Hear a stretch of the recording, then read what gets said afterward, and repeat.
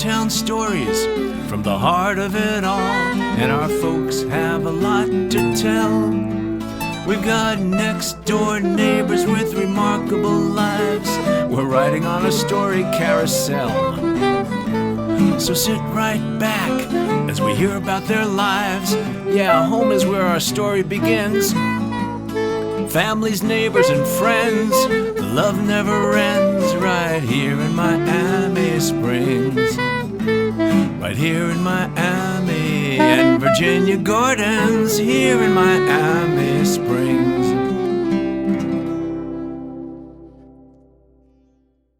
Hi everybody, I'm Buzz Fleischman. This is Hometown Stories, a story of the history and the people of Miami Springs, why we love it, why we live here, and some of the background that neighbors will find. Wow, I've got a very interesting neighbor. Speaking of very interesting neighbors, we've got Jim Borgmann with us today. Jim has lived here for a long, long time, many hundreds of years. At least, and he was a council person in Miami Springs, elected to how many terms? Four terms, good stuff, and the city manager as well for some years. And we think he's got a story to tell. Jim, hi, welcome to Hometown Stories. Thanks, President. Thanks for having me. Good to have you here. We're sitting in the outside here today at the Curtis Mansion. And you probably worked on some of the issues with the Curtis Mansion while you were on the council and city manager. Should we start with that, or where you were born and raised? Well, believe it or not, born in New York City, a little town. New York. New York. All right. But we moved to Gainesville, Florida. My dad was transferred down. He was with Sperry. And we moved to Gainesville. They opened up an office down there. And then in Christmas 1958, basically moved to Miami Springs. So been here coming up on a many years. That's a lot of years. A lot of years. You've got the history. You came here, you went to school here? I went to Miami Springs Elementary, Miami Springs Junior High, Miami Springs Senior High the first day it was open. Wow, 1964. Correct. Now you were married to Karen. Married my high school sweetheart, Karen Andreessen. She was on the swim team. As that story goes, there were 3 seniors on the track team, and we were dating. The dating comes later. Dating 3 girls who were juniors on the swim team. They were the state champs and all that kind of nice stuff. And, Karen and I stayed together. The others all went their own ways, but Karen and I have been together since 1968. And she was actually born in Miami. She was born in Staten Island, New York. Another New Yorker. Another New Yorker. But came here early on. Yes, 2 years old.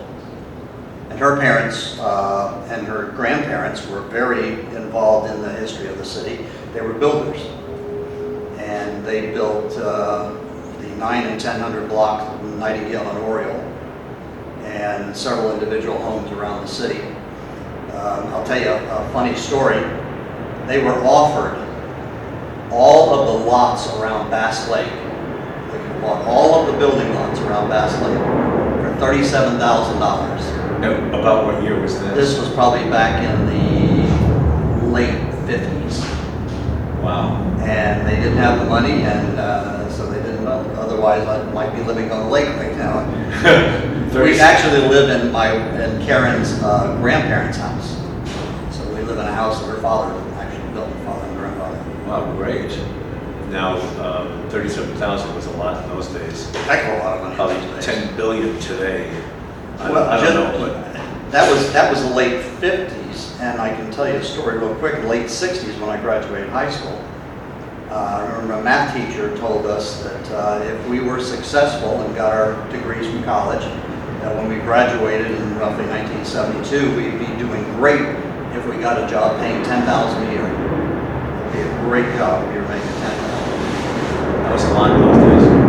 Heck of a lot. It was good. It was a good salary. Yeah. So you through high school, you found yourself in leadership positions. Yeah, I was junior class president and was doing a lot of work with different service clubs, Iraqi club, those kinds of things. Then, like I said, when we moved on, went to Florida Atlantic University, got my degrees in political science and master's in public administration. Did you want to go into politics? Didn't want to go into politics, but I wanted to go into government. So, And that's when you ran for city council the first time? What were your motivations for running for city council that first time? the very first time I actually lost. That was 1981. Just to continue serving the city. I had been appointed to the Code Enforcement Board, which was brand new at that time, and the Ecology Board. And I wound up serving on a couple of other boards in my history.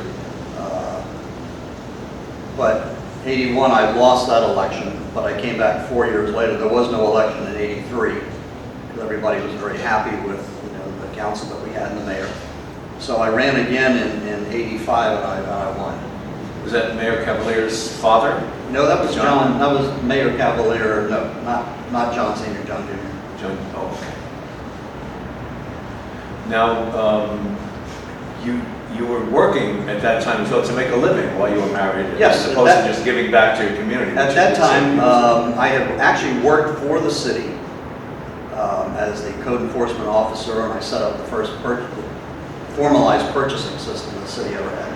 Because unfortunately, we had a city manager who was abusing the purchasing system, to say the least, and he was let go. And we brought in a new guy, and we really didn't work well together, so I moved on to the city of Miami. I became assistant director of the sanitation department for the city of Miami. Left there and went to work for the city of Miami Beach, where I was a productivity analyst. It's a fancy name for efficiency expert. By the way, just an aside. Yeah. Efficiency experts, I hate the term. Effectiveness interns, I love it. And I can tell you the difference. There was a story, I forget who told it, but he was working in a story of a guy working in a forest, cutting down the trees. And the boss is up in his turret, and he sees him over in one section of the area and says, "Oh gosh, they're in the wrong spot." "Hey, John, you're in the wrong spot." John yelled back, "Shut up, we're making good progress." So he was very efficient at what he was doing, but not effective because he was in the wrong spot, doing the wrong thing. So, but he was doing efficiently. Good observation there, Jim. Yeah, I mean, it's little stories like that I just love to tell because it really makes people think about the difference. And I guess when I was city manager, that was always my thing. Is what we are doing effective? Are we really getting the best bang for the buck to provide for our residents? Are we getting them to what they need? Is it effective? We can be efficient as heck and we're not doing the right thing. So I was always an effective, that was always my mantra. It's great to be involved in your community, especially a small community. You get to know everybody. Is that why you decided to run for city council the first time? Yeah, definitely. People had encouraged me to run, and I was, probably up against the wrong side of the political machine at the time, and that was fine. Although we're nonpartisan in our elections. Yeah. And when I say that, I mean there's always been politics is like that. There's always this side and that side, and every so often there's a third side, and you just tell them to run along. You give them a lollipop and it's like, but that's basically it. Yeah. So you ran the first time, you lost, and then you ran again, you won? 4 years later, I won my seat.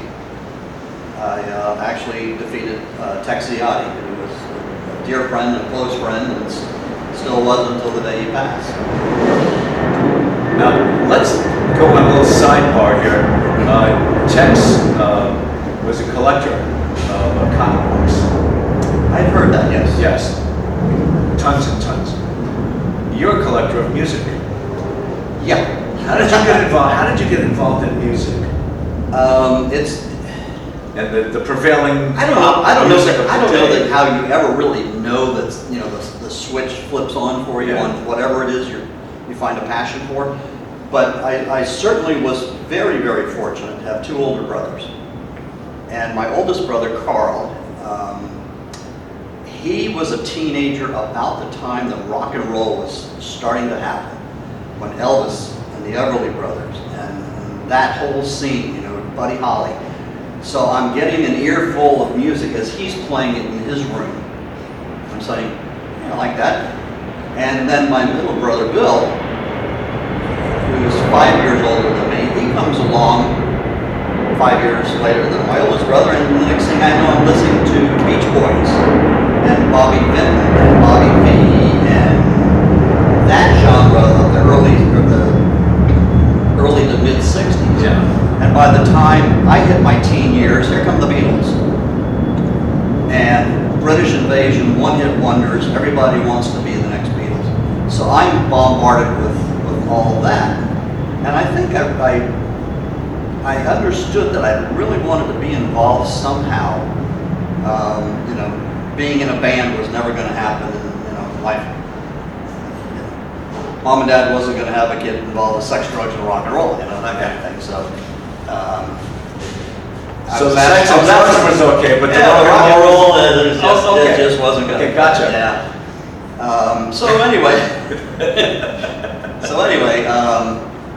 I realized that I had this something in me. I could listen to a song and know the lyrics after I've heard it about 3 times. I could just pick up the melody. I can't read a note of music. I have no idea what those little squiggly things on those lines are. But people that hear me sing or hear me, they say, you know that song note for note. You knew that you had to go high here or low there. And I said, I don't know why. I said, it's just, that's how I hear it. That's how I can sing, because I can hear the music in my head. And I'm singing along to the record that's playing in my head. First person, we had career days in high school. And the very first person I ever went to see, the career day, was Rick Shaw, the king of DJs in the 60s in Miami, South Florida. The quintessential disc jockey. Without the question. time of disc jockeys. You know, I don't know if you know this. One of the downsides of Miami Springs is the Jets. We're near an airport, so. I heard we're near an airport. I heard we live near an airport, yes. Yeah. Okay. So, you know, I'm sitting there going, Rick Shaw's coming here. I said, I've got to go find out how you can get paid to play music. I mean, this sounds like the best thing since sliced bread. Sure. And so I, went and listened to him, met him. And then, as the fates would have it, 10 years ago, 11 years ago, 10, I became business partners with him. And we organized, we reunited bands from the 60s from South Florida. The Bird Watchers, Steve Alamo, Dr. T and the Undertakers. Local groups. Local groups. And regional groups. Yes, and some of these guys had gone on Where the Action Is, and they were semi getting ready to make it. If they'd gotten the breaks of Shags, the Collection, great bands. And so we got Rick involved with us, and made him a business partner in the venture. And so here I am, 50 years later, the guy I went to see and wanted to be, and now I'm a business partner with the guy. So. Isn't it funny how things work out like It that? really is. And Rick has helped us out here in Miami Springs for fundraising. Oh yeah. Especially during River Cities Festival as well, which you have been involved in. I got him to be our grand marshal of our 4th of July parade a couple of times. He brought his little granddaughter with him, Genevieve. And we just always had a great time. Wonderful of him, while he was here, to lend his name to locally for us here. That was Rick. He would do it for anybody. He had a heart of gold. He really, really had a heart of gold. Love the guy. Yeah, nice guy. Yeah. And even now you have a DJ business. I do. Tell us about that. Tell us how we can get in touch with you. I started that. The first gig I did was from my middle brother's 50th high school reunion from Jackson High. We did it at Johnny's on the Circle. class of '63 in Jackson. And I didn't have all the equipment that I have today, but I just, pieced some things together and, just downloaded all their music. And this was like in the summertime. And the funny part about that reunion, I should say funny because it's kind of tragic considering tomorrow. When they graduated high school, John F. Kennedy was still president. He had not been assassinated until November 22nd. Right. And it was like, God, that's a weird factoid to think about. Kennedy was still alive when they graduated. The years are flying by. They are. I mean, I can't believe I retired basically January 1st of 2012. We're coming up on 20, so it's almost 8 years now. Yeah, here we are. This is, we're taping this in November 2019. So if in the next few years or so, you want Jim for your, as the Rockin' Again DJs. Rockin' Again DJs, yes. Rockin' Again. Where would they get in touch with you, Jim? I'm still in the phone book, so He's in the book. It's another plane. Let me mention that if you're watching this in 2056, Jim may not be able to do your gig. no. However, I'll be doing the But old now- folks. but I'll be now- doing the old folks on the Century Village. so here's the central part of this little conversation. You love Miami Springs. I would think that anywhere you have lived, you would have given back and helped the community out in any number of ways. But you're here in Miami Springs. In a small town, someone like you makes a big difference in giving back and being a point person to show people what's good for them, how it all works, how when we give back we all help each other. Tell us why you love this little town. I guess, when you're growing up, I guess the word is efficacy, I guess, do you believe you can make a difference?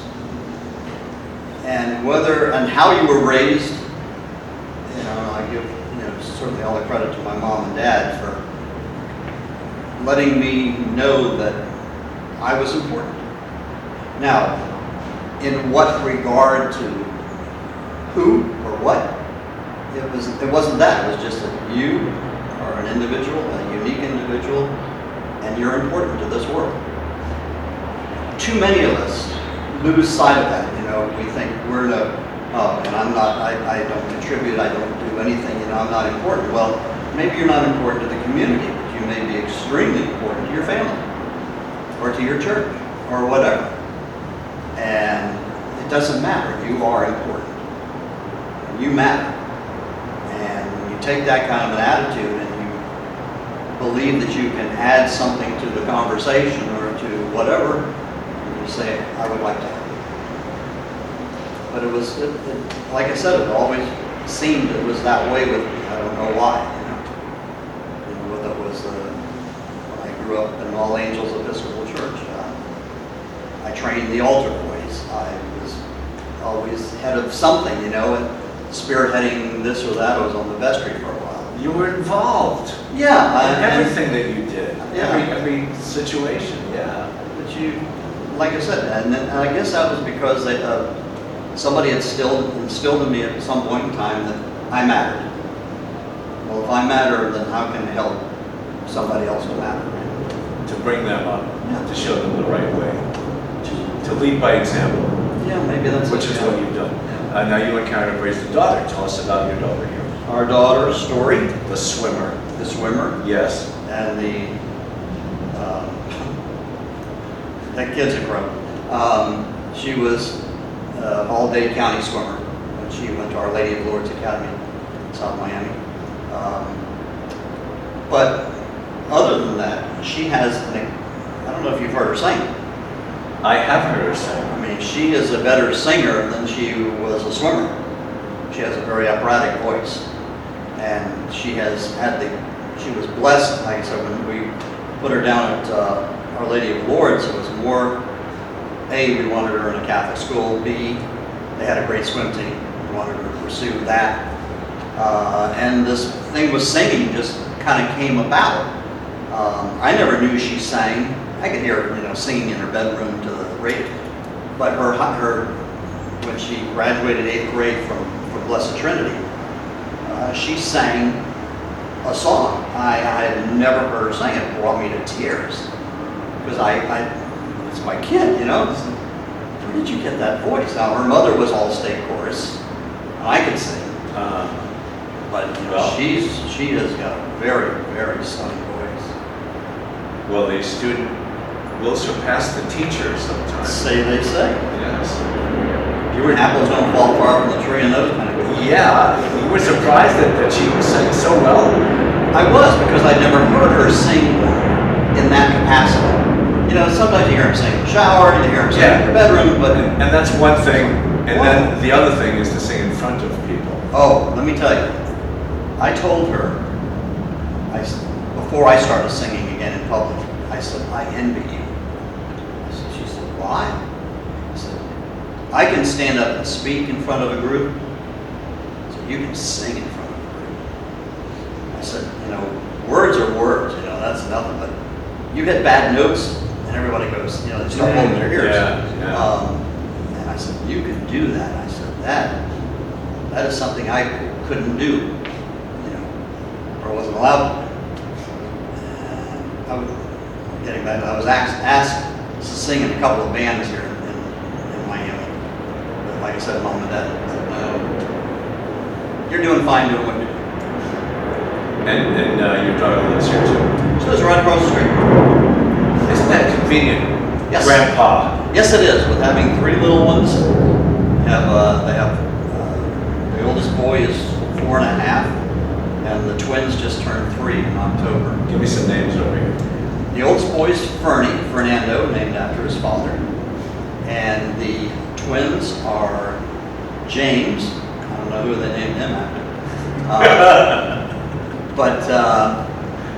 And then the other boy is Axel, A-K-S-E-L, it's Scandinavian, we're Norwegian. And so she wanted to have a Scandinavian name. The oldest boy, Fernie, his middle name is Sverre, S-V-E-R-R-E, and that was my wife's father's first name, even though he went by Norman. Norman Wright, who used to work At the Village Hardware. That's right, for many years. Mm-hmm. He actually worked the aviation department forever. That was his main job. When he retired, he worked over at the hardware. So if anybody remembers old Norm over at the hardware store, the old white-haired guy. I remember him. Great guy. Oh, Great yeah. guy. He taught me so much. He really did. I mean, having been in the construction business, and we did, additions and remodelings on our houses, and, he paid me just an incredible compliment one day. And he actually said it to Karen, and Karen told me, but he said, I've never been around somebody like that. I said, I show him how to do something once, and he's got it. And I guess that's just the way my brain works. Like I said, I can listen to a song 3 times, and I can tell you the lyrics, and I can tell you all the notes, but I can't read music. That kind of a mindset helped you a lot when you were city manager. Now, you were assistant city manager. I was assistant city manager from, 1995 to 2002 or 3. And I was city manager from November 2003 until I left January 1, 12. Was that a tough job? Yes, it is. It's a very tough job, and I'll tell you why.